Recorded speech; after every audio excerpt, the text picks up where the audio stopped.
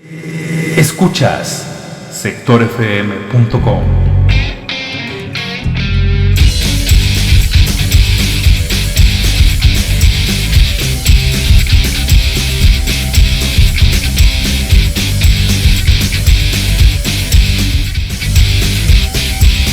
Ya a las 6 de la tarde con 31 minutos en la capital de la República Mexicana.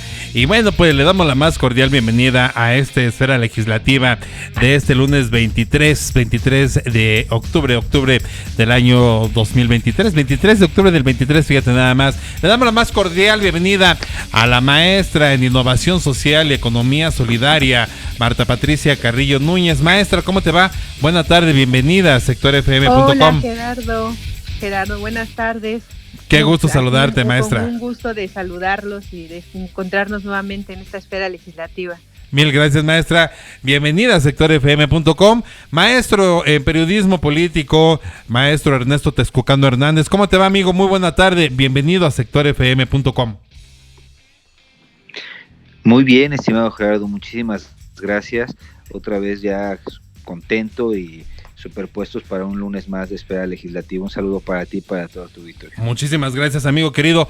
Oye, bueno, pues comentarle a nuestra audiencia que están todos los podcasts en iVoox, en Spotify, en Deezer, en iHeartRadio, está también en Apple Music, está en Amazon Music y poco a poco, bueno, que es más tardado porque hay un poco más de elaboración, estamos estrenando también los podcasts de sectorfm.com en YouTube. Ya están varios disponibles y ojalá que los puedan también ver de aquel lado. Amigo, bienvenidos los dos a sectorfm.com. Antes de entrar en materia, queridísimo Ernesto Texcucano, me voy a permitir hacer un pequeñísimo paréntesis porque resulta ser, yo te veo en Twitter y te veo muy activo en Twitter y hay un tema que a ti que tú traes entre ceja, oreja y ya estuvo, por favor. Resulta ser que el gobernador de Nuevo León, Samuel García, pues ha estado haciendo como una especie de trucuñuela porque él tiene aspiraciones presidenciales. Él quiere ser presidente de la República. No veo ni cómo ni con qué capital político, pero se ha querido pasar muchas veces por el arco del triunfo la Constitución de Nuevo León.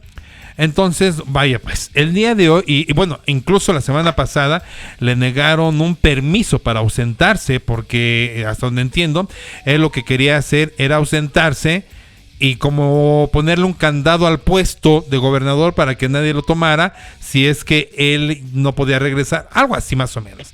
Resulta ser que quería todo y bueno, pues como el perro de las dos tortas.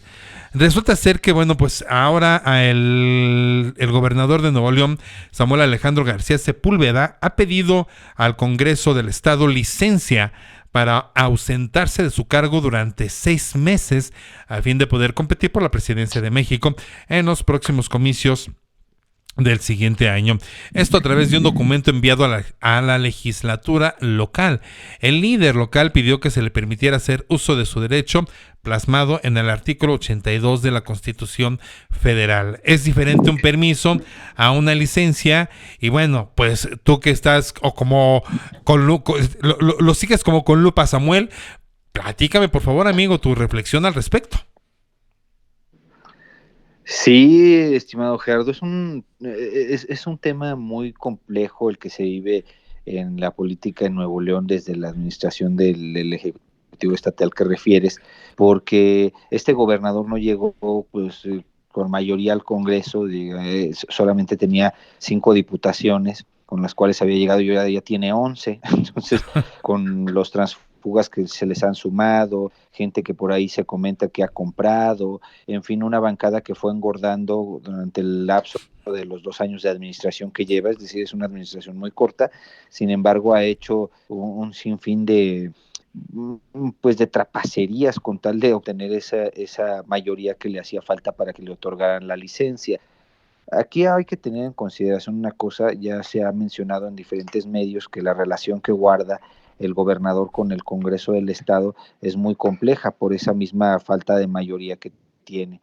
Entonces lo que ha ocurrido es que, pues no, aquí es una situación inédita que me parece que debería de escalar a nivel nacional. El hecho de que un gobernador ya no observe la Constitución, por ejemplo, ya no pide permiso para poder salir del estado durante un tiempo determinado, tampoco publica los decretos aprobados por el Congreso, es decir, ha hecho de la Constitución estatal básicamente un incumplimiento total.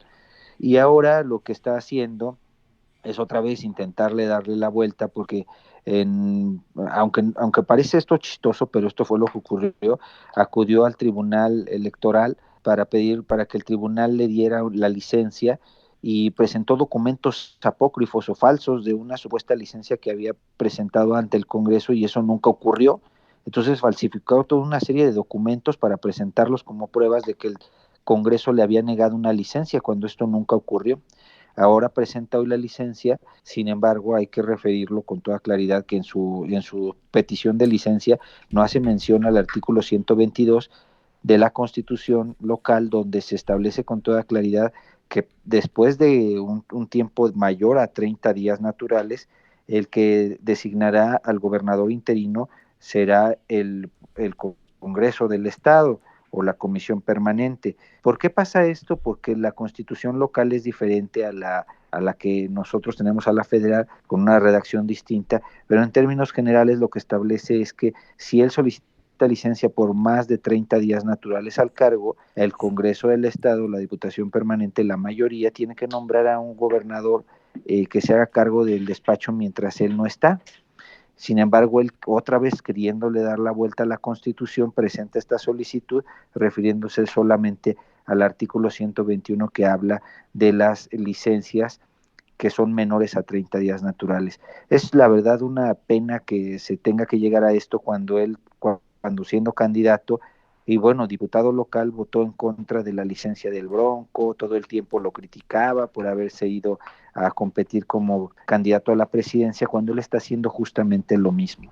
Entonces es muy contradictorio, preocupante, pero más allá de eso nos muestra con toda claridad que cuando hay ambiciones políticas de por medio, el cargo solamente sirve como un trampolín, ¿no? Entonces, y en medio está toda la ciudadanía, que en Nuevo León presentan una serie de situaciones muy adversas con la falta de agua, la escasez del recurso, inclusive pues un tema de seguridad que se está viviendo muy complejo y el gobernador pues prefiere mejor solicitar la licencia muy a regañadientes, y sin apegarse otra vez a la Constitución. Entonces, es un tema muy complejo.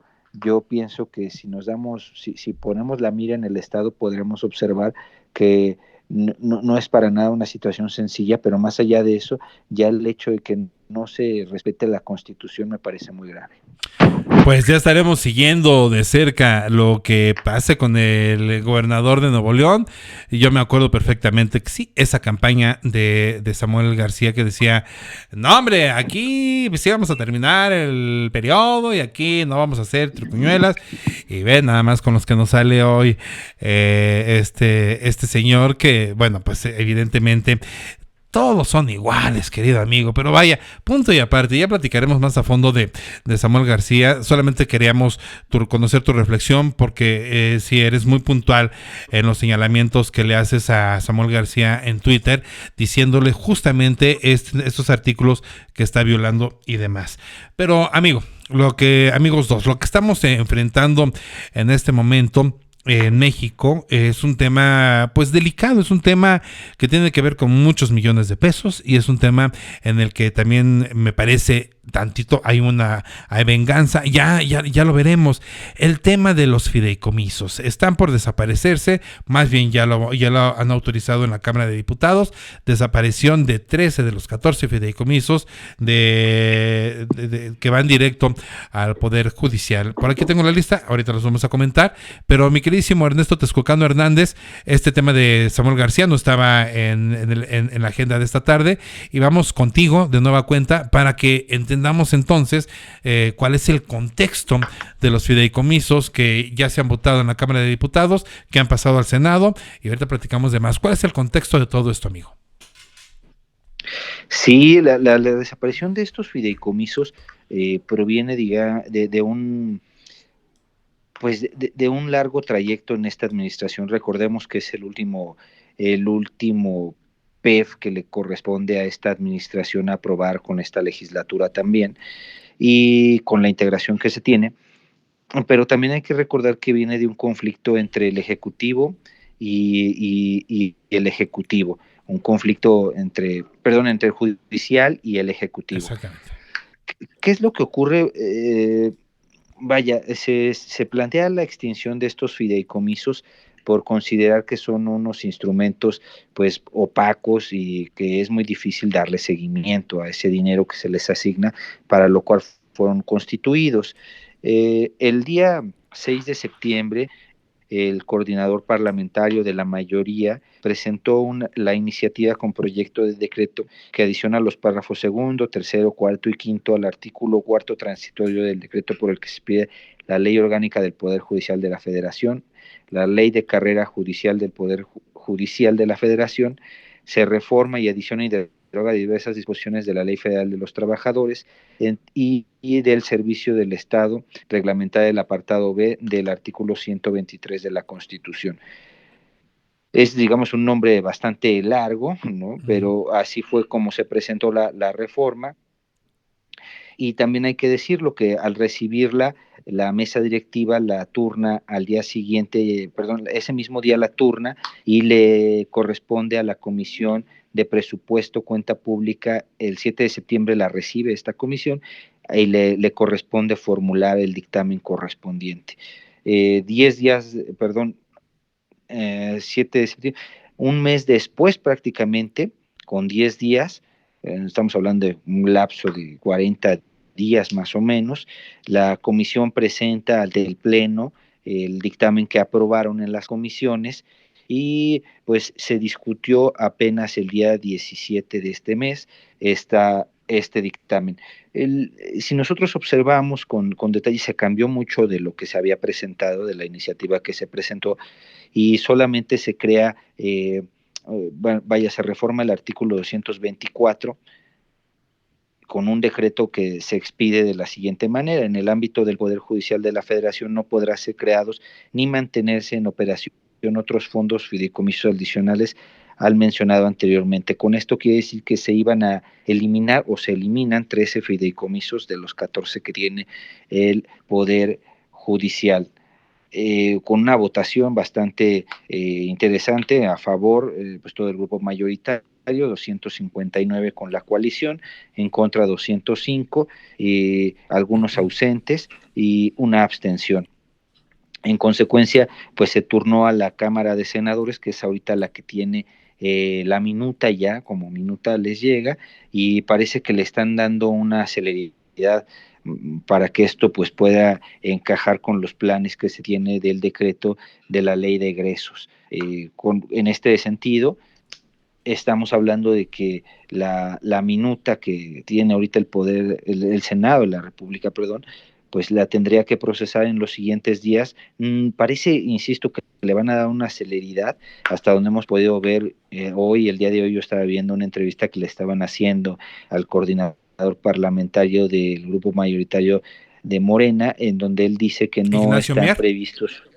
No, de Morena en el Senado. En el Senado, ok, perdón. En el Senado, sí. Y él decía que básicamente no están como en la idea de tener un diálogo con la presidenta de la Suprema Corte de Justicia, que no lo tenían contemplado y que tiene que tocar base primero con sus senadoras y senadores. En consecuencia, pues parece que hasta donde hemos podido ver y por la lógica en la que se ha manejado estos prácticamente 5 años, tanto el Ejecutivo como las mayorías que creó en la legislatura pasada y esta, parece ser que sí irá la reforma y estos fideicomisos se extinguirán, a menos que exista por ahí alguna negociación y que esto se pueda retrasar, y no solo retrasar, sino que se reforme la minuta enviada por Cámara de Diputados al Senado de la República. Hay que recordar que ahí parece que en estricto sentido parecería que podría construirse un diálogo, considerando que está la presencia de una senadora que fue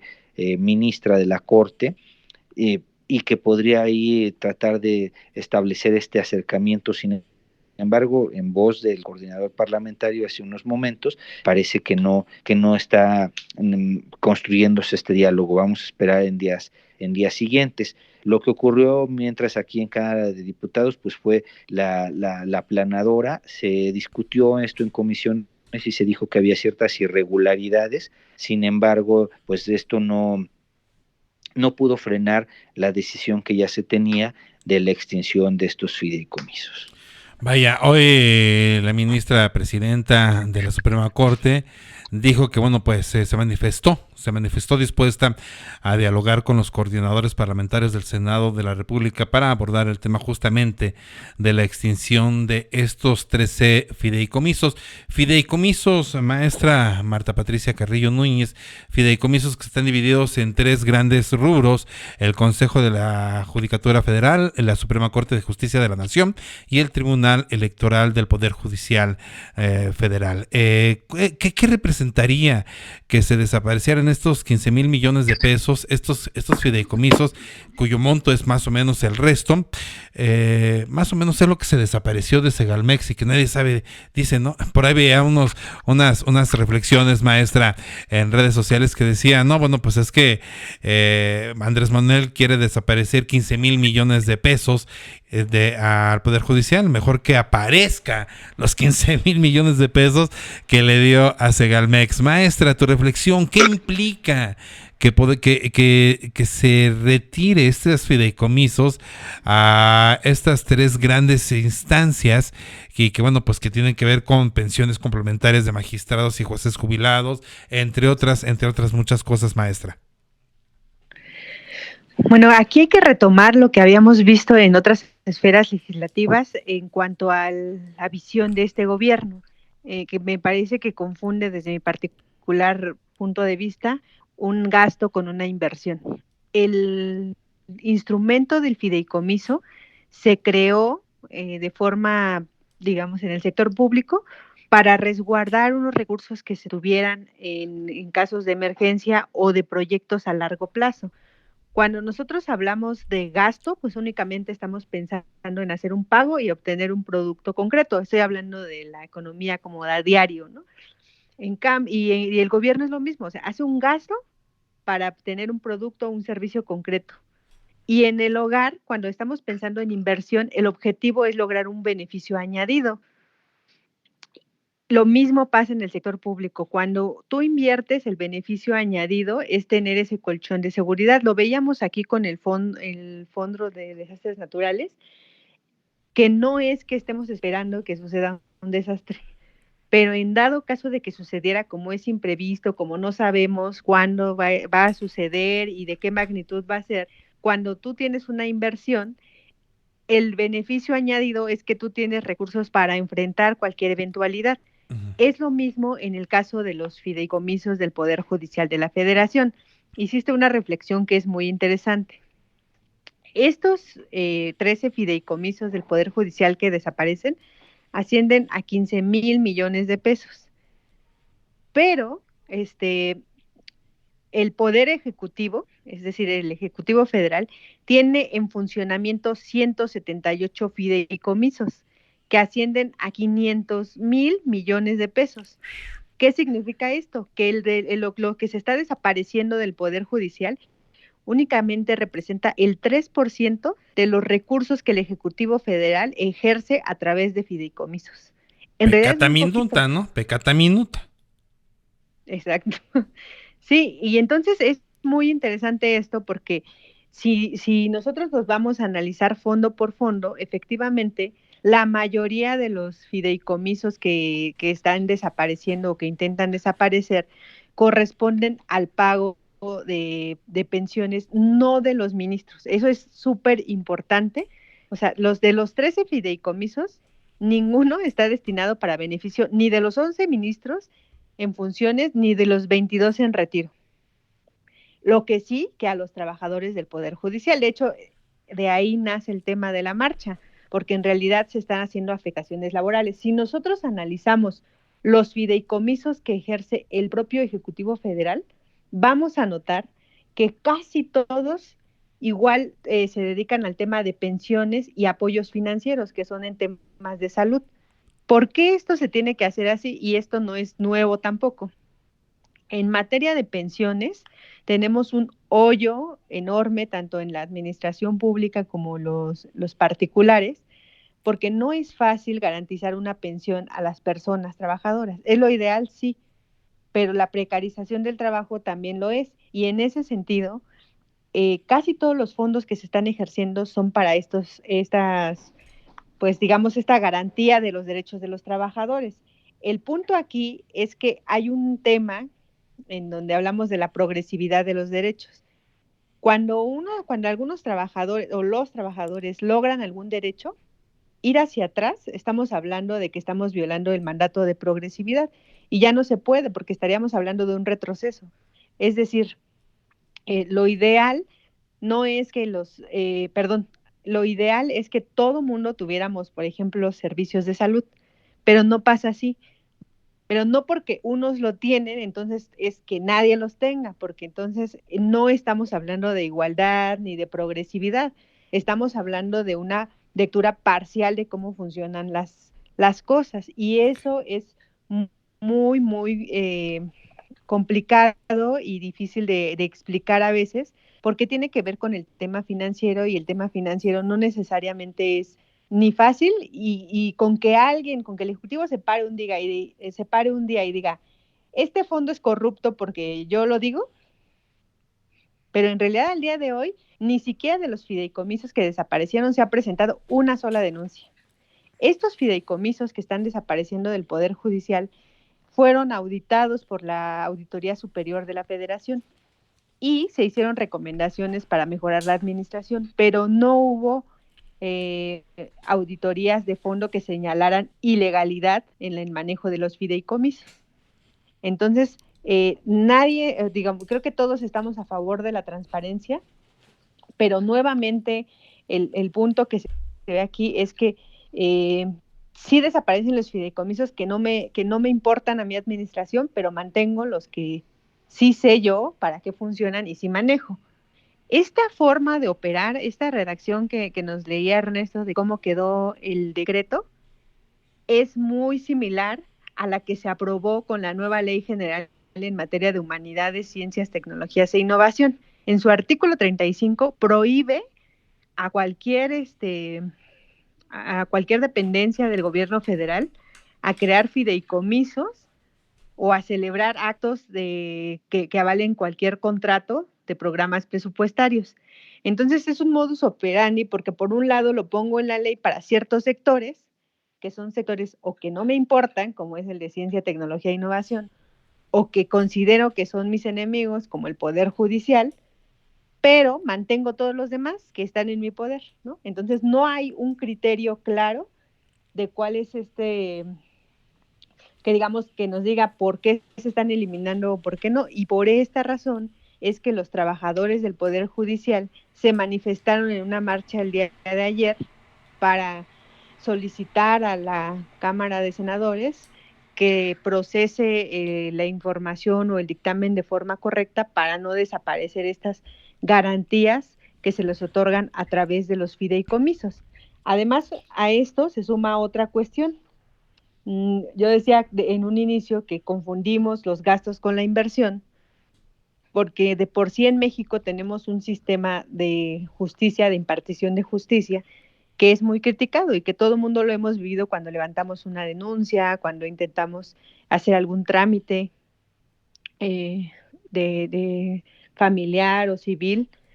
Y entonces, cuando nosotros lo dejamos sin nada, efectivamente estos huecos se van a tener que llenar en otro lado y empiezan como esta generación de mercados de dame tanto y te consigo tanto, dame tanto y no tendría que ser así, pero finalmente sí se abre pues como un hoyo ahí, porque en realidad sistema de justicia y seguridad pública en México, si nosotros lo vemos en el gasto total que hace México, es muy poquito lo que se le destina a este sistema, es el 0.63% del Producto Interno Bruto. O sea, no es ni el 1% de lo que se le destina al sistema de justicia y seguridad en México. Cuando en realidad lo que dice la organización las Naciones Unidas es que se recomendaría que el presupuesto destinado al Poder Judicial no podría ser inferior al 2% del presupuesto del Estado.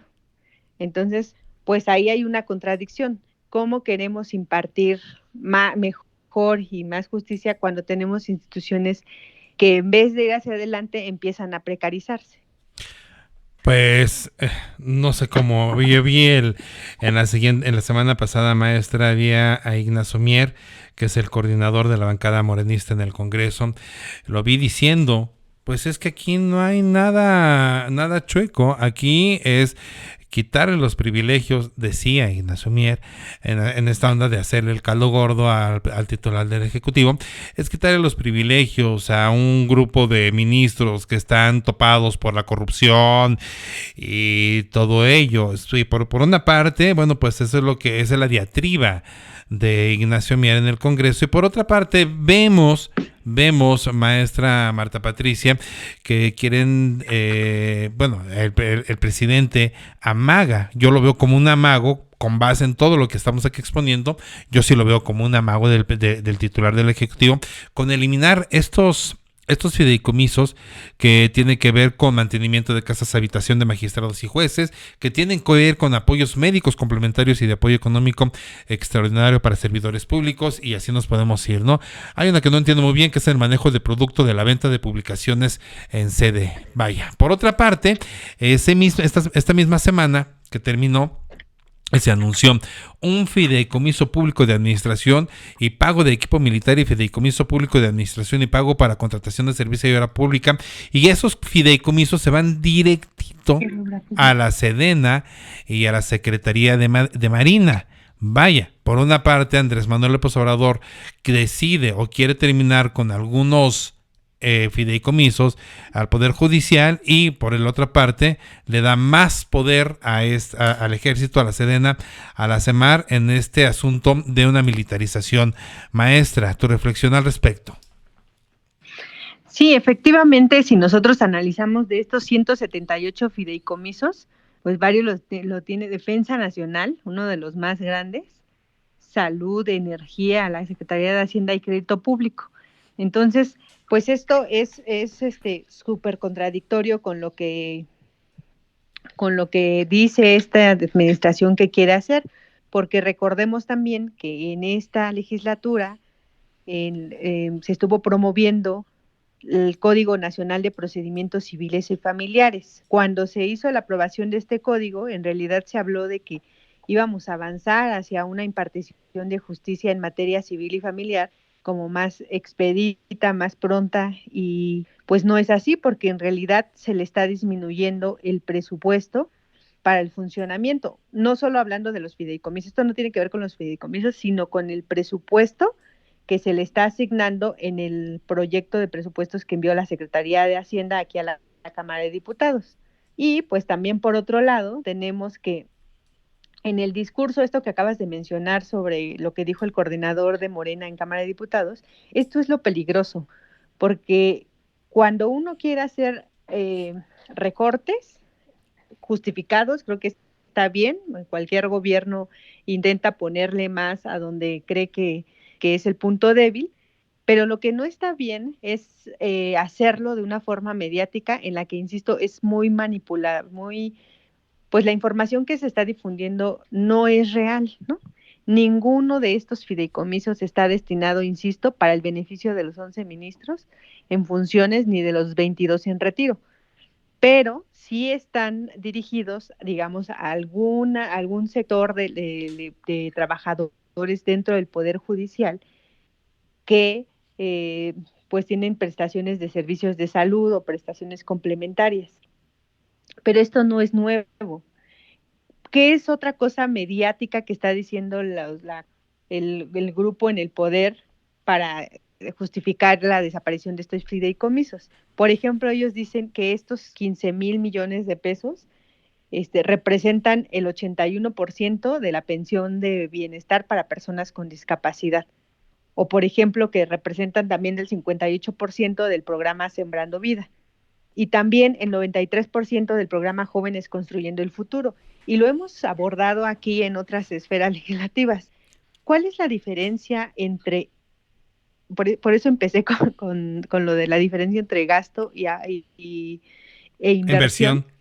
Porque cuando tú le metes a estos programas de pensión de personas con discapacidad, Sembrando Vida y Jóvenes Construyendo el Futuro, estos no te dan un beneficio añadido, porque ya lo vimos aquí, la institución que se carga de evaluar los programas ha dicho que al no tener reglas claras, tampoco se está comprobando que estas personas tengan una mejor calidad de vida.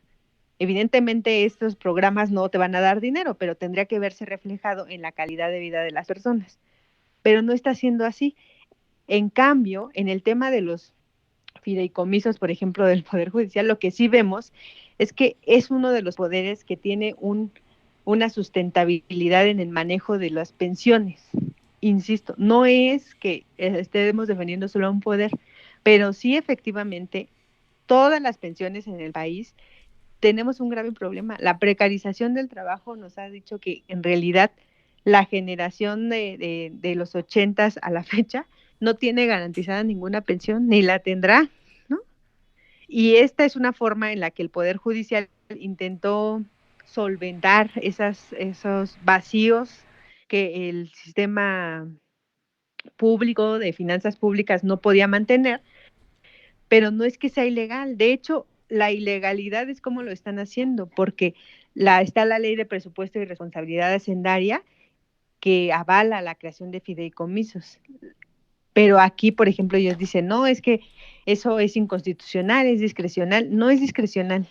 Cuando tú tienes recursos, independientemente del instrumento que utilices, y te auditan y no hay nada irregular, en realidad la discrecionalidad es cuando, ¿qué va a pasar con estos fideicomisos? Todo el dinero de estos fideicomisos, si es que desaparecen, se van automáticamente a la tesorería, a la TESOFE, Tesorería Federal.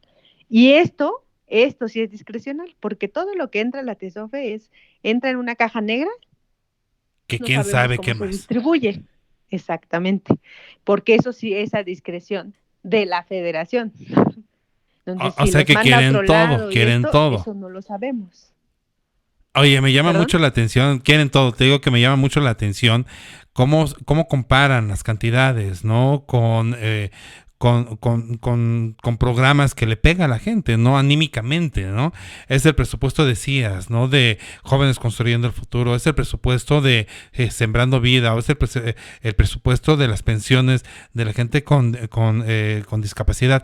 Es pegarle anímicamente a la audiencia Claro, y el mensaje va, este es un tema de comunicación subliminal muy cañón porque realmente el mensaje va al corazón, va a las tripas, ¿no? Entonces se aleja mucho de la razón como la estás planteando, maestra, y se va directo a las tripas, y ese es un golpe muy bajo y esa es una trucuñuela que muy gacha, porque no dicen efectivamente que lo que se perdió en Segalmex o el desfalco de Segalmex es justamente las cantidades que están diciendo para determinados o tales cuales programas. A mí me parece la diatriba muy baja, muy corriente y hasta vulgar, maestra.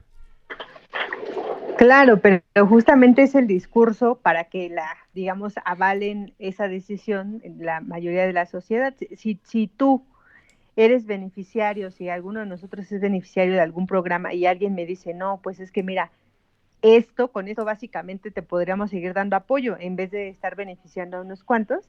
Yo, analizando desde mi realidad, desde lo que vivo, pues voy a decir, claro, pero lo que no se ve es que en realidad se está afectando el funcionamiento de una institución, en donde también si alguien me dijera, oye, esto se va para esta institución, pero vas a tener protección, seguridad e impartición de justicia más eficiente, pues a lo mejor yo podría decir sí, también que estoy de acuerdo, pero si se está vendiendo de otra manera y además de una parte que no es real, o sea, que finalmente se está parcializando y polarizando el discurso, pues entonces ahí lo que llamaríamos como a todos aquellos que quieren entender el tema es que se metan un poquito más, ¿no? O sea, es complicado pero ya ha habido como una explicación enorme de para qué sirve cada uno de estos fondos y fideicomisos.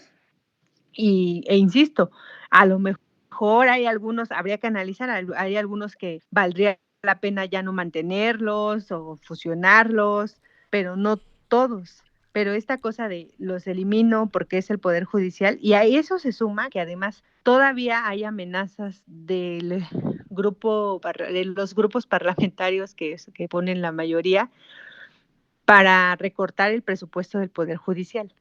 Entonces sí se entiende como que es más bien como una revancha o como un golpeteo a la autonomía del Poder Judicial, porque es un poder que, aunque tiene simpatías dentro de él para con esta administración, pues ha encontrado una gran resistencia, pero a todo mundo se nos olvida que justo el sistema político mexicano está diseñado con 3 esferas porque se pensó que fueran contrapeso un poder de otro, ¿no? El ejecutivo es contrapeso del legislativo y del poder judicial, pero el judicial es contrapeso también del ejecutivo y de los congresos, del Congreso Federal. Y el Congreso pues también funge como contrapeso hacia los otros dos. Y entonces llama mucho la atención que siempre en esta cosa de que parece berrinche más que algo real, que incluso se tenga que recurrir a prácticas que no son tan, digamos, como que pareciera que tuvieran trampa. ¿Por qué estoy diciendo esto? Cuando dentro del Congreso existen comisiones que se especializan en temas específicos. Para el caso de los fideicomisos, para esta desaparición de los fideicomisos, este dictamen tuvo que haberse mandado a Hacienda y Crédito Público, a Justicia, incluso a Trabajo y Previsión Social, porque, insisto, la mayoría de los fideicomisos tiene que ver con el tema de pensiones. Entonces, tuvo que haberse mandado a esos para que esos analizaran con seriedad cuáles eran procedentes eliminarlos y cuáles no. Pero en esto de hacer todo a las prisas, únicamente esta iniciativa dentro de la Cámara de Diputados se turnó a la Comisión de Presupuesto. La Comisión de Presupuesto no tiene facultades para dictaminar en este sentido, porque no ve el alcance. Esta comisión se especializa en diseñar el presupuesto, pero no en justicia, no en laboral. Y entonces, ¿por qué se cree que se mandó a esta comisión? Esta comisión está encabezada por Morena. Justicia la tiene el PAN. Hacienda la tiene el Partido Verde. Y Trabajo sí la tiene Morena. Pero ni siquiera se les dio vista porque solo fue túrnese a una comisión porque es más rápido sacar el dictamen. Pero insisto, esta comisión no tiene los elementos. Si nosotros seguimos la discusión que tuvieron los legisladores cuando se aprobó este dictamen en la comisión, pues ellos decían, es que no hay competencia, y 2, el dictamen no tiene argumentos para eliminarlo. Solamente es darle complacencia a quien está enviando la iniciativa.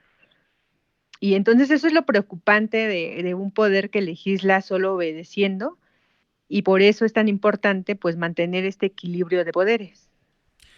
Ok, maestro Ernesto Texcocano Hernández, déjame hacer una pequeña reflexión, a ver si lo puedo ligar y para darte pie a lo siguiente. Este fin de semana vimos en México que se llevó a cabo una reunión en Palenque, Chiapas, una reunión migratoria, entiendo hasta donde entiendo, una cumbre en el que vimos aquí en México a Miguel Díaz-Canel, presidente de Cuba, a Gustavo Petro, mandatario de Colombia, a Ariel Henry, primer ministro de Haití, Xiomara Castro, mandataria de Honduras, Alejandro Giammattei, presidente de Guatemala, Nicolás Maduro, presidente de Venezuela, y Guillermo Lasso, presidente de Ecuador. Vaya, a lo que voy aquí, hay dictadores que están viniendo a México y se le ha acusado ampliamente a Andrés Manuel López Obrador de tener este asunto dictatorial. Bueno, culmino con esta parte del comentario, vamos a lo siguiente. Hasta donde entiendo, una de las prácticas dictatoriales por excelencia es ahogar o asfixiar a los contrapesos políticos a través justamente del presupuesto y a través justamente del retiro de del presupuesto que les toca para ejercer bien sus funciones. Hace un momentito la maestra Marta Patricia, en esta amplia explicación, habló de defender a un solo poder, y en esta misma plática, en esta misma exposición, la maestra dejó entrever que hay una posible revancha del Ejecutivo con el Poder Judicial, que el Poder Judicial, bueno, pues le ha dado varios reveses, sobre todo en materia electoral, al Ejecutivo.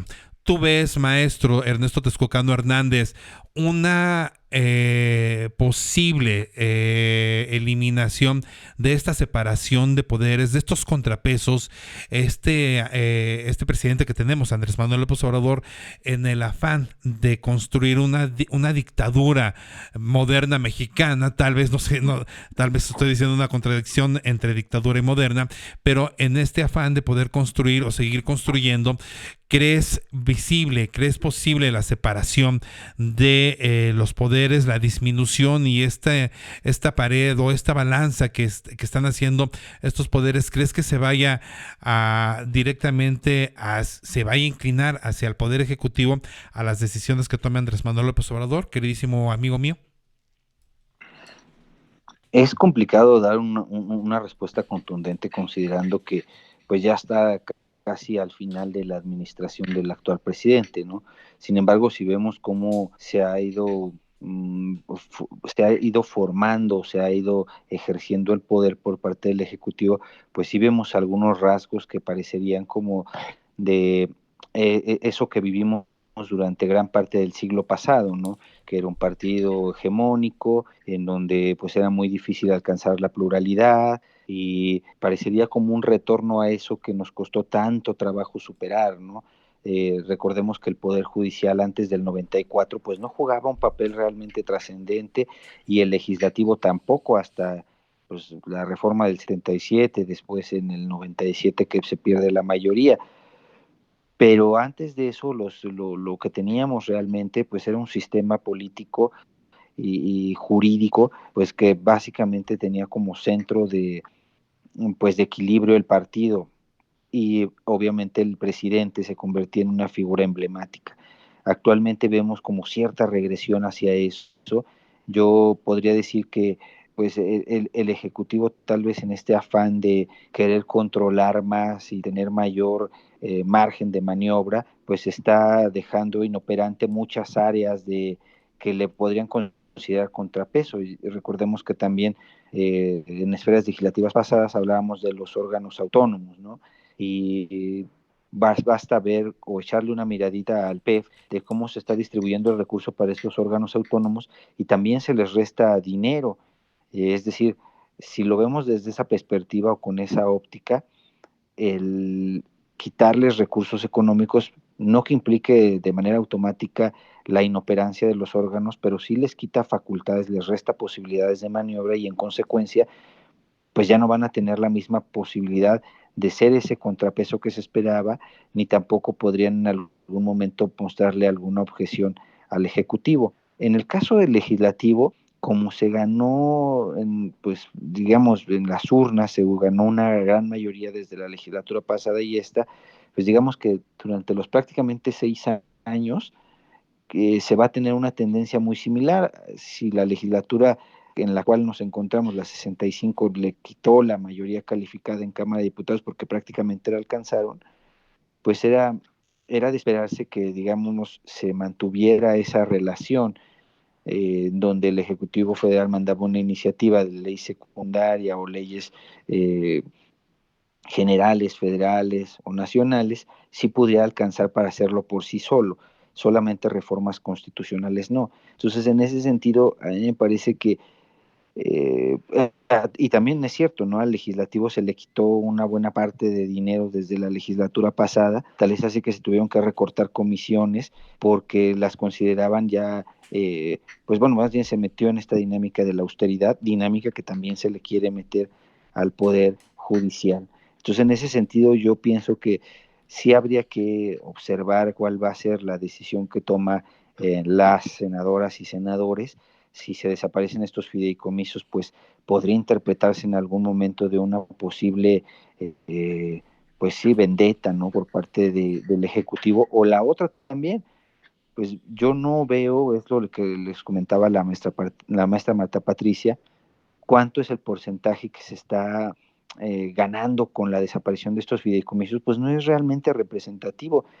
Si lo vemos en números fríos, es casi el 0.9% del PIB en comparación con otros gastos que se están aprobando, que se aprobarían para otras cuestiones que posiblemente no sean del beneficio de toda la población. Sin embargo, esta decisión sí afectaría a un grupo de personas, sobre todo trabajadores del Poder Judicial, que pues antes no se les había tocado, ¿no? Digo, en esta administración no se les había tocado y ahora les tocaría a ellos sufrir esta parte de la austeridad y pues hasta donde se ve la gente que se ve afectada, vulnerada de sus derechos, como bien lo decía la maestra Marta Patricia, pues salió el día de ayer a las calles en una marcha numerosa. Falta ver si es que si se abre el diálogo, se cambia o se reforma la minuta que tiene ahorita el Senado, o si la idea sigue siendo la misma. Yo pensaría, ya es el último tramo de la administración, es el último presupuesto, habría que observar las consecuencias y las herencias que se le va a dejar a la administración siguiente y sobre todo la dinámica de la distribución del presupuesto, cómo se vino realizando durante este gobierno. Entonces, híjole, si atendemos a todo eso, podremos observar que parece que se está viendo solo una parte de la película, pero no toda la película completa, que tiene que ver con las consecuencias que heredaría y que tendría la desaparición de estos 13 fideicomisos. Amigo, dices que no es un tema representativo en términos de lo que significan 15,000 millones de pesos para estos fideicomisos y de cómo se ha trabajado en comparación con todo el dinero, todo el presupuesto que se puede ejercer de otra forma. Y se hablaba incluso aquí, la maestra hablaba de porcentajes, maestro Ernesto Texcocano. Si bien no es un tema, no es tan representativo, no representativo, pues lo que sí se debe de hacer, me imagino yo, y ya como también lo apuntaba la maestra, es revisar qué significa cada presupuesto, cuánto y para qué, y tener también el rastreo de estos fideicomisos, porque una de las obligaciones, entiendo yo, es justamente la transparencia de los fideicomisos, y habría que hacer un análisis con todo este tema para que obviamente se cortara donde se tiene que cortar y se dejara lo que se tengan que dejar y no regresar al pasado por justamente los derechos de los que ya había hablado aquí la maestra Marta Patricia. Ernesto Texcocano. Sí, mira, es esto que les comentaba la maestra Marta Patricia respecto al procedimiento legislativo que se siguió tanto en comisiones como en el Pleno. Es importante considerar porque como se hizo tan acelerada la reforma, no se permitió una participación más amplia de los afectados, de los que se tendría que pues considerar cuál va a ser el impacto que tendría la ejecución de la reforma, pero también la confección de la misma. Entonces, en ese sentido, como no hubo una discusión más amplia, es probable que al momento de su ejecución, pues genere muchos conflictos. Y esto es muy normal, sobre todo cuando observamos que el proceso legislativo o el procedimiento legislativo tiene que ser muy cuidadoso porque esto es a futuro, no es como el poder judicial que ve actos pasados. En el poder legislativo, perdón, se tiene que prever ciertas consecuencias que va a tener el cambiar o modificar una ley. Entonces, en ese sentido, yo soy de la idea, soy un convencido, después de ya tener algunos años en esto, que toda reforma tendría que pasar por un diálogo muy extenso, que aunque parezca tardado, es muy necesario, porque de eso depende el éxito del cambio o pues sí, la reforma que vas a implementar. Y aún así, a pesar de que se tienen ya todo este conocimiento, de que se pueden hacer no solo foros de discusión, sino una redacción más adecuada por parte de los técnicos y las personas que están involucradas en una reforma, es importante observar que cuando son procesos muy acelerados, generalmente no tienen tanto éxito o qué es lo que ocurre después. La siguiente legislatura llega a otra conformación y es probable que se regrese a lo que ya se tenía anteriormente. Entonces es muy importante observar esta parte del procedimiento legislativo, atenderlo, pero sobre todo tenemos que considerar que no por el hecho de hacerlo rápido o por tener los votos necesarios se tiene la razón. En ocasiones puede ser que la oposición pueda participar de manera activa y pueda tener buenas ideas, estas se puedan incorporar y en ese momento se tenga una redacción, una confección de la reforma muchísimo mejor, más amplia, más consensada, y en ese sentido se podría considerar que se llega a un proyecto en buenos términos. Pero ¿qué fue lo que pasó con esta? Pues no ocurrió así, ¿no? Es yo tengo los votos, yo tengo la mayoría, yo tengo la razón, pues yo aplasto a quien se me venga enfrente, ¿no? Y bueno, eso ha sido la lógica en varias de las reformas. Ahora también hay otra parte que no necesariamente tiene que ver con esto de los fideicomisos y que podemos ver en algunas de las sesiones de pleno que se han venido dando, que ha habido muchos dictámenes en consenso que se pasan en comisiones, luego al pleno, y eso da como consecuencia que haya reformas que sí necesitan ser rápidas, pero como se votó y se llevaron al plano del consenso, pues su ejecución puede ser más rápida, puede ser mejor, y fue en un diálogo más abierto.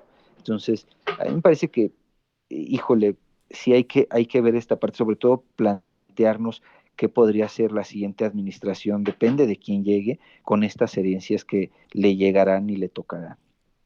Maestra Marta Patricia Carrillo Núñez, ¿cómo cierras esta mesa de análisis que tiene que ver con los fideicomisos? 13 de los 14 que están por desaparecer, que están, bueno, pues ahí latentes. Tiene una gran chamba el Senado, una presión por parte de la sociedad. 20 entidades federativas marcharon el día de ayer domingo, diciendo que el Poder Judicial no se toca, el contrapeso y todo lo que ya hemos visto. Se nos va a quedar en el tintero el tema del presupuesto, que también era un tema y es un tema importantísimo, ya que bueno, pues se aprobó una parte, hasta donde entendemos, en la Cámara de Diputados, y habrá algo más que va a suceder el 15 de noviembre, me parece que una nueva votación. Maestra, ¿cómo concluyes esta tarde de esfera legislativa? Pues mira, aquí con una reflexión que yo espero que no pase, pero voy a poner como ejemplo que es el más cercano. A ver. Cuando de repente las instituciones no son conscientes, cuando no se tiene experiencia ejerciendo el poder y ejerciendo la administración de una institución, a veces cuando escuchas 15,000 millones de pesos, con nosotros, o sea, se nos hace una cantidad exorbitante, ¿no? Pero ya cuando lo aterrizas en el funcionamiento de la institución, en el tamaño de la institución, vemos que en realidad no es tanto. Entonces siempre hay que verlo en proporción. Eso es lo importante de los análisis. ¿Por qué digo esto? Porque voy a poner el ejemplo de los fideicomisos que CONACYT avaló que desaparecieran. O sea, CONACYT dijo, sí, yo estos fondos y fideicomisos estoy de acuerdo, son discrecionales. Insisto, a la fecha no ha habido ninguna denuncia, pero desaparecieron esos fondos. Y ya, CONACYT avaló la desaparición, dijo que sí, que iba a contribuir a la cuarta transformación aportando ese dinero para programas sociales. ¿Y qué pasa? No necesitamos tanto tiempo, ¿eh? Esta desaparición de los fideicomisos fue en 2021. Estamos en 2023 y al día de hoy CONACYT está sufriendo porque no tiene dinero para pagar las becas, ni los SNIs, ni los programas estratégicos. Es una cosa simple de administración. Quien sea que haya administrado, aunque sea su casa, sabe que si no tienes ahorros, no hay forma de hacerle como frente a los desafíos que te vienen. O sea, lo vemos en la economía diaria. Si yo tengo oportunidad de ahorrar, pero me gusta gastar, va a llegar un momento en el que cuando yo tenga un gasto inesperado, no voy a tener de dónde sacarlo, porque me gasté todo. En cambio, si tengo esta cosa de ahorro, puedo incluso comprarme algo que a lo mejor no estaba esperando, porque tengo esta posibilidad de ahorro, de financiamiento a futuro. Pero como a este gobierno de salida lo único que le interesa es mantener sus promesas de campaña para el periodo electoral, lo que menos le interesa es ver a futuro. Y la verdad es que sí es preocupante para cualquier candidato o candidata que gane las finanzas públicas en el siguiente sexenio y después de ese sexenio todavía más, porque en el momento no se ve, pero insisto, el día de hoy ya se está quejando las autoridades porque no tienen dinero para fondear algo que sabían que tenían que pagar. ¿Por qué lo sabían? Pues porque firmaron convenios con investigadores, con estudiantes, para financiarles por cierto periodo, pero nunca se pusieron a sumar y a restar para saber que no les iba a alcanzar sin los fondos. Y entonces es una insensatez porque si nosotros vemos la ley de ciencia, la nueva, insisto, esta misma redacción que se aprobó en el tema del Poder Judicial, se aprobó en esta ley diciendo que se abstendrán de crear fideicomisos. Cuando digo, quien quiera que haya manejado recursos públicos en cualquier institución, entiende que hay gastos corrientes y hay obligaciones que no puedes declinar y eso va a ser creciente. Si este gobierno está prometiendo educación, es evidente que la matrícula en educación va a aumentar y se necesitan más recursos para estos. Si este gobierno está ofreciendo que cero corrupción e impartición de justicia más eficiente y seguridad, es evidente que va a necesitar recursos para esas áreas. Pero entonces es una contradicción entre el discurso mediático y los hechos reales de lo que está sucediendo. Y eso es lo complicado de hacer o de legislar al vapor, ¿no?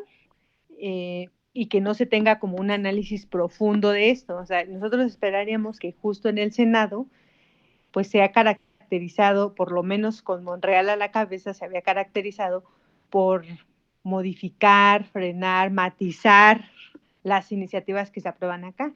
Pero hay que ver qué tal con esta nueva presidencia en el Senado y qué tal con el nuevo coordinador, porque en realidad no sabemos cómo lo va a actuar. Esta es la primera gran reforma después de que Monreal ya no está, que va a aprobar el Senado. Entonces hay que ver el poder, el músculo de la coordinación del grupo mayoritario y pues también si la presidencia actúa o no con imparcialidad y qué tanto se puede analizar como más a fondo. Pero insisto, en el ejemplo de ciencia, no esperamos más de 2 años para ver que ya tienen un hoyo financiero que no saben cómo van a salvar.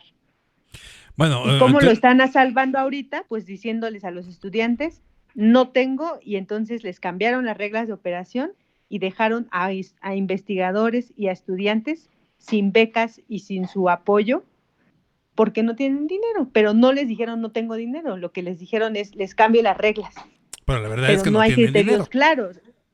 Exacto, pero la realidad es que no hay dinero, no tienen de dónde pagarles. Oye, bueno, hay que tener dos dedos de frente para entender una cosa tan básica, ¿no? Exacto. Bueno. Sí, exacto. Entonces, pues yo espero que eso sí lo hagan los senadores y que allá se turne a la comisión o comisiones correspondientes que sean especialistas en el tema, ¿no? Pues ya veremos cómo funcionan los senadores. Esperemos que tengan un poquito de criterio y que por lo menos sepan restar y multiplicar y sumar para poder hacer estas cuentas. Maestro Ernesto Texcocano Hernández, pues se nos queda el tema del presupuesto, que está súper interesante, rápido este tema, pero ojalá que nos pudieras dar en tu conclusión, amigo mío, un poquito de lo del presupuesto que está también en tema y que está en discusión, amigo mío. ¿Cómo concluyes esta esfera legislativa de hoy, lunes 23 de octubre? Híjole, a mí me gustaría resaltar sobre todo lo delicado que es el procedimiento legislativo y la gran responsabilidad que tienen las y los legisladores al momento de emitir un voto, pero también al momento de elaborar este tipo de reformas. Yo sí pienso que igual si es interés de pues el grupo parlamentario mayoritario y del Ejecutivo, pues sí se entiende que haya una celeridad del asunto. Sin embargo, todas las leyes trascienden, todos los marcos jurídicos pues tienen una vigencia y en muchas ocasiones por esta lógica de llevar a la austeridad o a una bandera de gobierno, pues a veces parece que el poder legislativo se le olvida que pues este es el poder de poderes, ¿no? Aquí es la representación parlamentaria y debería de existir pues esta parte de integrar todas las voces, las visiones, las preocupaciones y sobre todo pues a los afectados o beneficiados de una ley. Yo pienso que esta reforma de los fideicomisos, pues si bien es cierto, va a afectar un número de personas que se manifestaron el día domingo, entre otras que también se sumaron a las manifestaciones, pues también puede hablar de esta lógica que a veces parece muy buena de la austeridad, pero que no necesariamente pues puede llevarnos a un buen puerto, considerando, como bien lo dice la maestra Marta Patricia, todas las actividades, las facultades que se le dan a un poder, a un órgano autónomo, alguna tarea que tiene que desempeñar el gobierno federal también, pues necesitan recursos económicos. ¿Y qué pasa cuando se los estás quitando? Pues empiezas a minar propiamente cada una de las facultades para las cuales fue creadas y en consecuencia pues las va a dejar de hacer, ¿no?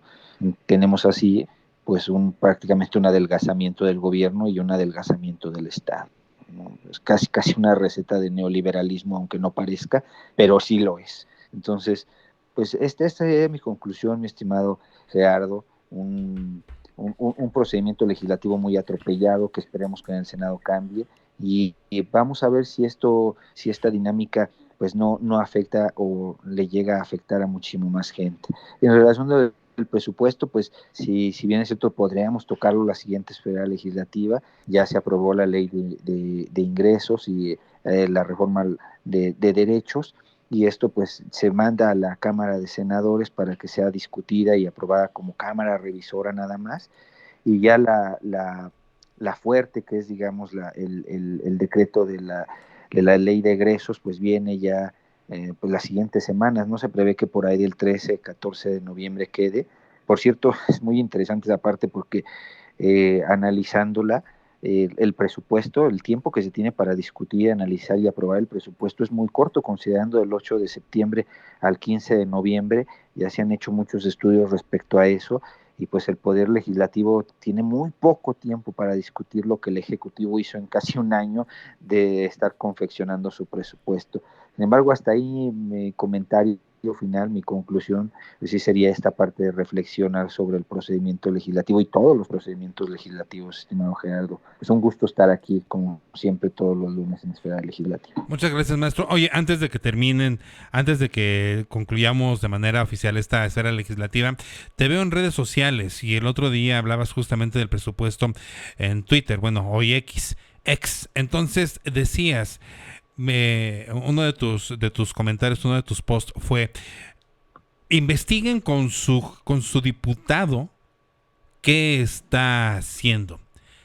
Y eso me pareció una sentencia o una propuesta muy loable. Y porque al fin del día los diputados son los que nos están representando a nosotros como ciudadanía y no están al servicio de Andrés Manuel López Obrador, del titular del Ejecutivo. Entonces, yo lo que quería preguntarte, maestro Ernesto Texcocano, ¿cómo sabe la ciudadanía quién carambas es su diputado? ¿Quién los está representando en el Congreso de la Unión? Pues para empezar, pues en el diseño electoral que tenemos y político y jurídico, pues primero se presenta en el distrito, ¿no? Puede ser un diputado local, diputado federal, senador o senadora, eh, pero ¿cómo lo sabe? Pues se tiene que meter al INE para saber su distrito en el que se encuentra y en consecuencia rastrear quién es la diputada o diputado.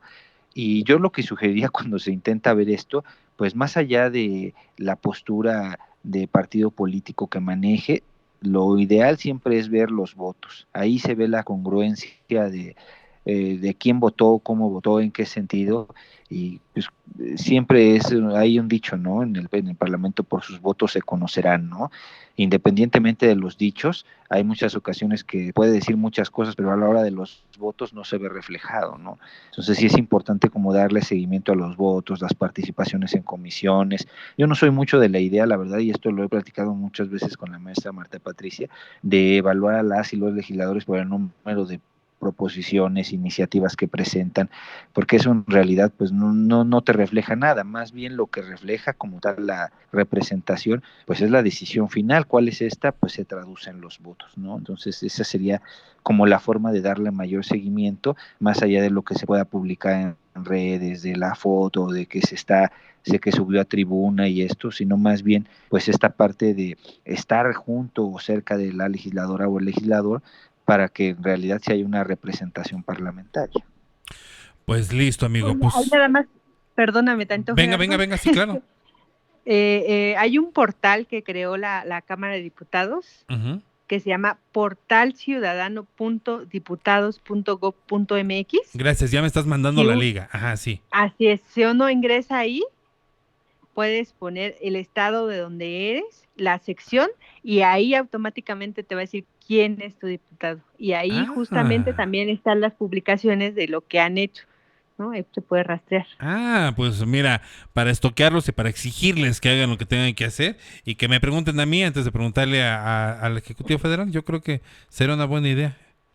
Exacto. Maestra Marta Patricia, maestra en Innovación Social y Economía Solidaria, mil gracias. Te seguimos en Twitter como @MartaCN, ¿es correcto?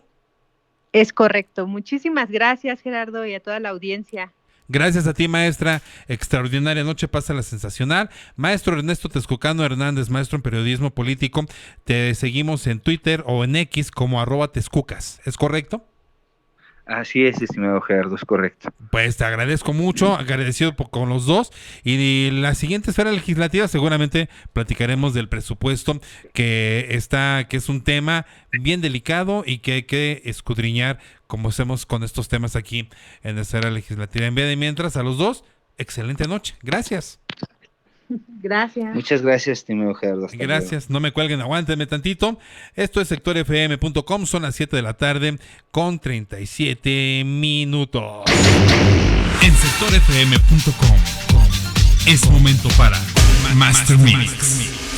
Más de una hora de música mezclada con lo más in de las esencias bailables. Master Mix. Viernes y sábado, 8 de la noche. Master Mix. En sectorfm.com. Es rock. De la A a la Z. Es sectorfm.com.